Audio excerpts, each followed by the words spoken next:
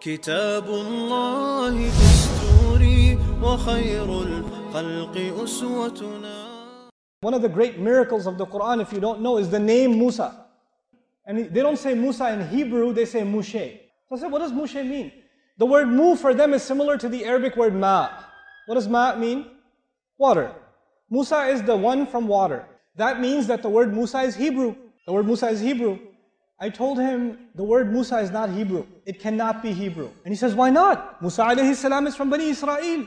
He's Hebrew. I was like, listen, where was he born? Tells me Egypt. When he was a baby, where did he end up? In the castle of Fir'aun. Who was in charge of him? Fir'aun. So when there's a newborn baby, who will name him? The people in charge or the servant? The people in charge. And the people in charge will name him in the language of the slaves or the language of the master? The language of the master. And the language of the master is Egyptian, it's not Hebrew. But the problem with Egyptian, the Egyptian language was already dead 3,000 years when Rasulullah came sallallahu alaihi wasallam. Nobody knew the Egyptian language. So if somebody asked at the time of Rasulullah sallallahu alaihi wasallam, what does Musa mean? Nobody could tell you. We live in fortunate times. We live in times where because of Egyptology, the Egyptian language was revived. So now we can go back to Egyptian and find out what means Musa means. But before I tell you what it means, let me tell you an ayah from the Quran.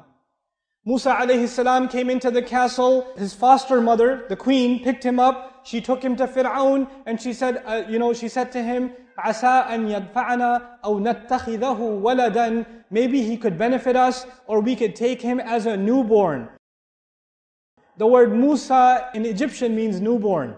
The word Musa in Egyptian means what? Newborn. She came to Fir'aun and said, maybe we could take him as a newborn. Maybe we could take him as a Musa.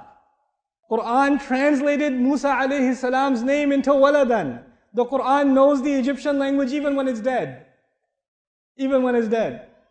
Quran translates it accurately. She must have called him Musa because Musa in Egyptian is newborn. And Quran says we should take him as a newborn. We should, وَنَتَّخِذَهُ وَلَدًا. Subhanallah.